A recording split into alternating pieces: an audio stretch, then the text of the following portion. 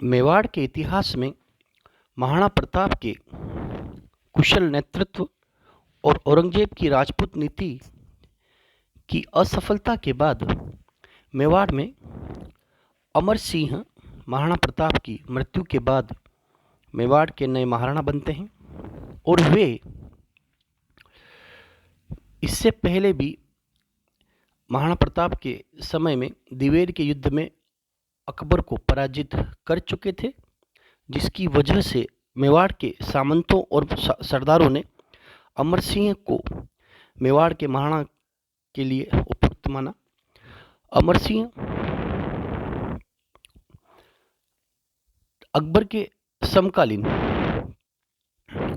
सलीम, जिसे जहांगीर कहा जाता है, उसके समय में भी थे, क्योंकि अकबर की 1605 में मृत्यु के बाद अमर सिंह ने मेवाड़ का कुशल नेतृत्व किया और अकबर के बेटे सलीम जहांगीर जो थे उनके साथ उसके मैत्रीपूर्ण संबंध रहे थे। जहांगीर का जो सेनापति था खुर्रम शाहजहां का पुत्र जहांगीर, वह उदयपुर आया और उसी के समय में अमर सिंह और अकबर के बेटे सलीम के मध्य 1615 में अर्थात अकबर की मृत्यु के बाद मेवाड़ मुगल जो संधि हुई, उस संधि का मूल उद्देश्य था कि मेवाड़ क्षेत्र में निरंतर शांति बनी रहे। उस शांति की स्थापना के लिए मेवाड़ क्षेत्र में यह मेवाड़ मुगल पहली संधि थी जो अमर सिंह के शासनकाल में हुई, परंतु अकबर की मृत्यु के बाद। इनमें जो शर्तें थी वे शर्तें, पहला तो ये कि महाराणा कभी भी मुगल दरबार में उपस्थित नहीं होगा। दूसरी जो शर्त थी, जो मुगलों की राजपूत नीति का सबसे बड़ा अंग था, कि शादी संबंध कभी भी मेवाड़ व मुगलों के मध्य स्थापित नहीं होंगे। नंबर 3, चित्तौड़ दुर्ग की मरम्मत जो है वो मुगलों के द्वारा करवाई जाएगी। ये जो संधि की शर्तें थी, इन संधि की शर्तों से मुगलों को इस संधि की मुख्य आवश्यकता थी, क्योंकि वे चाहते थे कि मेवाड़ के साथ युद्ध न करते हुए समझौतों की नीति पर चला जाए, ताकि लंबे समय तक होने वाले संघर्षों से बचा जा सके। दूसरी तरफ अमर सिंह जो थे वे अपने क्षेत्र में शांति चाहते थे, इसके लिए ये एक मैत्री संधि थी। परंतु इस संधि के लिए कर्ण सिंह जो अमर सिंह के पुत्र थे, वह मेवाड़ का एकमात्र शासक थे जिन्होंने अकबर व जहांगीर के दरबार में नहीं गए और उनको केवल मुगलों की मनसबदारी प्राप्त की। बिना मुगलों के दरबार में जाए हुए अमर सिंह के पुत्र कर्ण सिंह को मुगल दरबार में मनसबदारी प्राप्त हुई, जो 1615 की संधि के उपरांत हुई थी कि कोई भी मेवाड़ का महाराणा जो है वह कभी भी मुगलों के दरबार में नहीं जाएगा। ये अमर सिंह की उपलब्धि थी। और आमेर किले में यही कर्ण सिंह जो महाराणा प्रताप के पोते थे और अमर सिंह जो महाराणा प्रताप के पुत्र थे,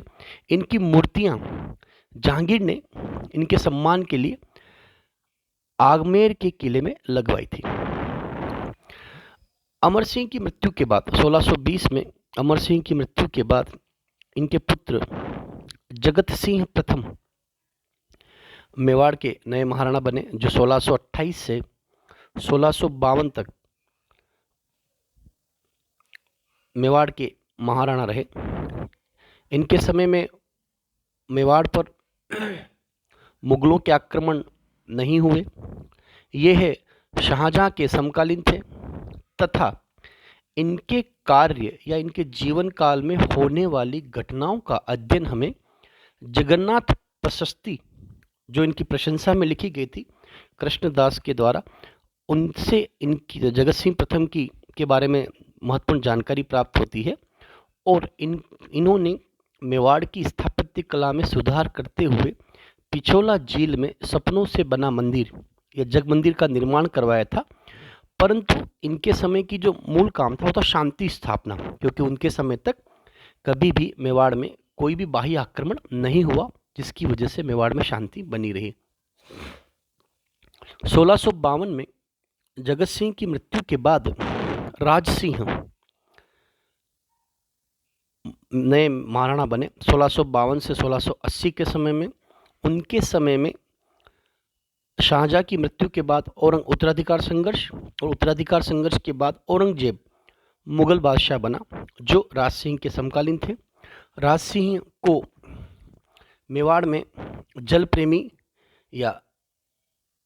का देवता का व्यक्ति कहा जाता है। राज सिंह ने एक कृत्रिम झील का निर्माण करवाया जिसे राजसमंद झील कहा जाता है, जिसके ऊपर 9 चौकी पाल, जो वर्तमान राजसमंद जिले में मुख्यालय पर स्थित है, 9 चौकी पाल पर संस्कृत के अभिलेख जो लिखवाए गए, जो 25 संस्कृत के अभिलेख हैं जिनको राज प्रशस्ति कहा जाता है, राज सिंह के प्रशंसा में लिखे गए संस्कृत के 25 शिलालेख जो राजसमंद झील पर लिखे गए हैं, राजसमंद झील पर स्थित है। इनसे मेवाड़ के इतिहास की जानकारी प्राप्त होती है और यह एशिया की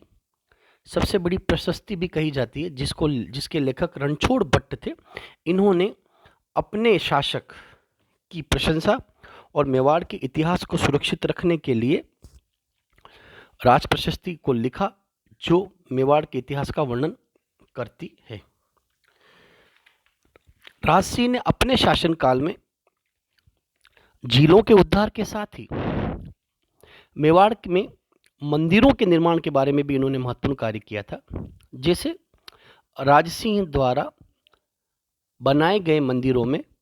अगर हम बात करते हैं कि महाराणा कुंभा के बाद किसी भी महाराणा को इतना समय नहीं मिला, क्योंकि वे बाह्य आक्रमणों और मुगलों के आक्रमणों से ही मेवाड़ की सुरक्षा में लगे रहे। परंतु अमर सिंह की मुगलों के साथ समझौते के बाद राज सिंह ने इस कार्य में महत्वपूर्ण कार्य किया कि उदयपुर में अंबे माता का मंदिर का निर्माण करवाना, कांकरोली राजसमंद में द्वारकाधीश के मंदिर का निर्माण करवाना,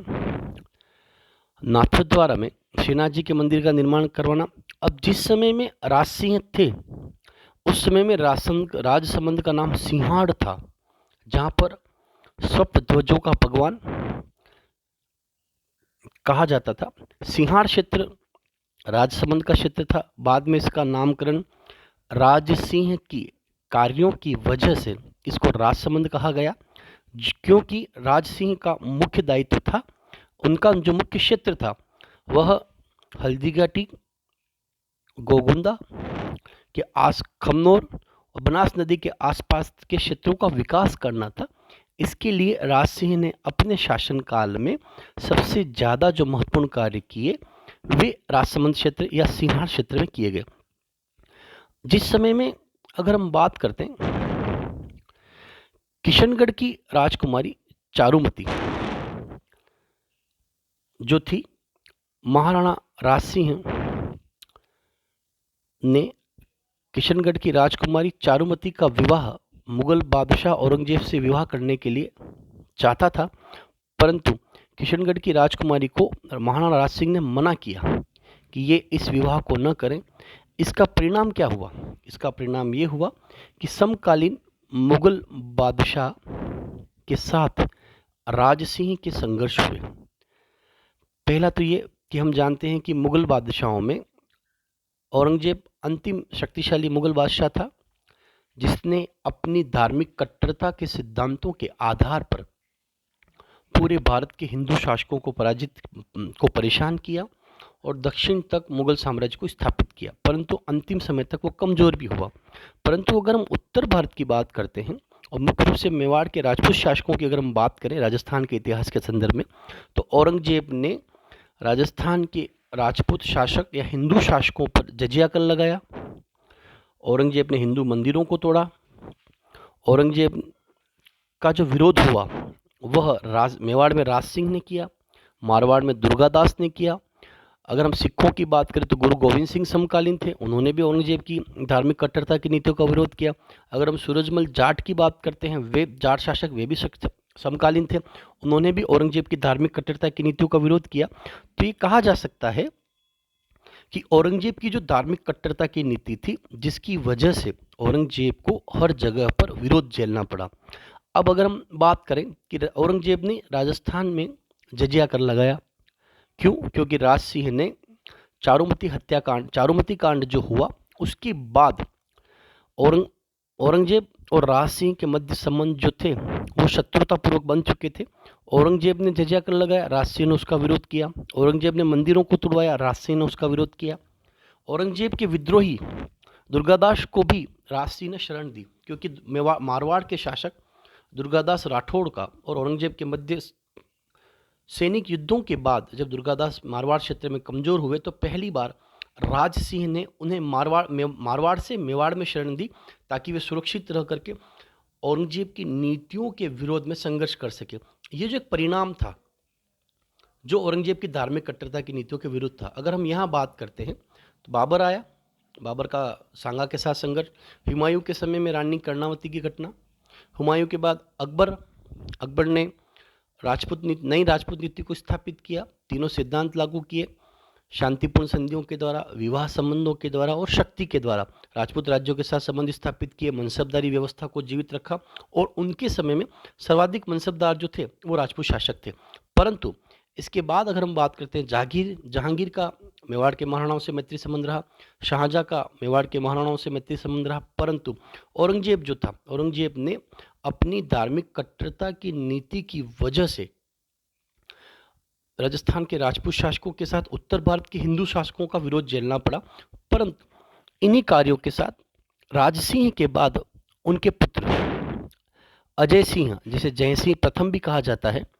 वह 1680 से 1698 तक मेवाड़ के नए महाराणा बने। इनके समय में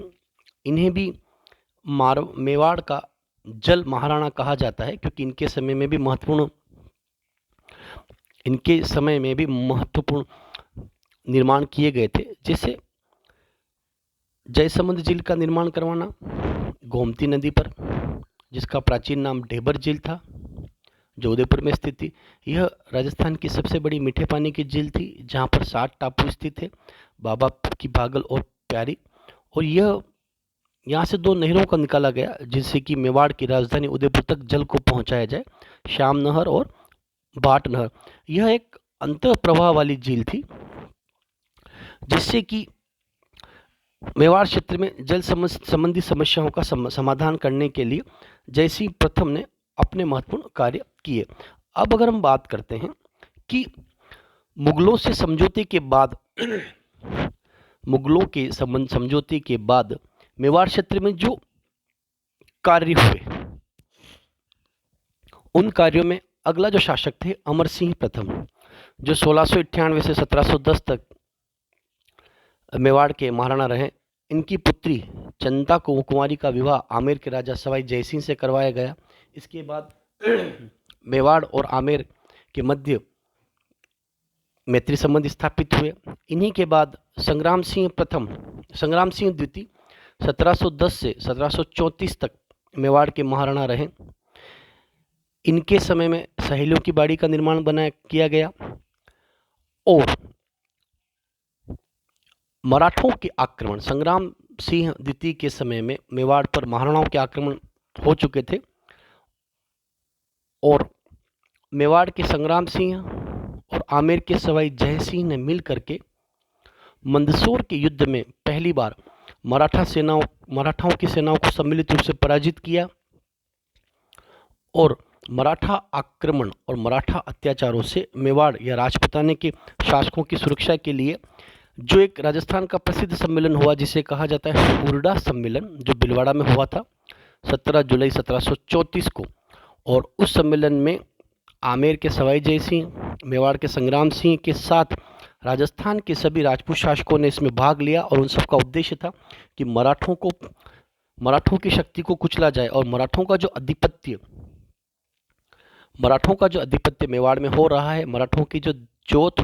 और सरदेशमुखी कर की जो परंपराएं थी, उनको समाप्त करने के लिए हुरडा सम्मेलन का आयोजन भीलवाड़ा में किया गया। परंतु यह सम्मेलन असफल रहा, क्योंकि इसकी जो शर्तें थी कि हुरडा सम्मेलन के बाद राजस्थान के राजपूत शासकों को अपनी अपनी सेनाओं के साथ संगठित होकर के मराठाओं के विरुद्ध युद्ध करना था, परंतु ये उसमें एकरूपता नहीं बना पाए। अब अगर हम बात करते हैं कि 1710 के बाद मेवाड़ के क्षेत्र में नए परिवर्तन आ चुके थे। राणा सांगा से लेकर के अमर सिंह तक मेवाड़ के महाराणाओं का स्वतंत्रता के लिए मुगलों के साथ संघर्ष चलता रहा। मुगलों के साथ संघर्ष के बाद अब मुगल 1707 में औरंगजेब की मृत्यु के बाद उत्तर भारत में मराठा सक्रिय हो चुके थे, जिसमें इंदौर, ग्वालियर, होलकर के मराठा शासक थे, जिन्होंने पेशवाओं के सहयोग से राजस्थान के राजपूत शासकों से चौथ और स्वदेशमुखी कर के द्वारा अत्यधिक लूट खसोट प्रारंभ कर दी थी। तो राजस्थान के इतिहास के बारे में कहा जाता है कि पहले वे मुगलों के साथ संघर्ष करते रहे अपनी स्वतंत्रता और अपने अधिकारों के लिए। बाद में वे मुगलों के कमज़ोर होते ही मराठों के राजस्थान के राजपूत शासकों पर आक्रमण प्रारंभ हो चुके थे। इसी कारण से मराठों के अत्याचार के साथ पिंडारियों का जो आक्रमण हुआ, पिंडारियों के आक्रमण की वजह से धीरे धीरे राजस्थान के राजपूत शासक सैनिक और राजनीतिक दृष्टिकोण से कमज़ोर हुए और महाराणा भीम सिंह के समय में, उस समय तक अंग्रेज उत्तर भारत में आ चुके थे और उन्होंने लॉर्ड वेलेस्ली की सहायक संधि प्रथा के द्वारा अंग्रेजों ने धीरे धीरे राजस्थान के राजपूत शासकों के साथ संधि और समझौते प्रारंभ किए, जिसे कहा जाता है 1818 की संधियां। अब अगर हम मेवाड़ की बात करते हैं तो भीम सिंह सिसोदिया जब शासक थे मेवाड़ के, उनके समय में ईस्ट इंडिया कंपनी के साथ समझौता जो किया गया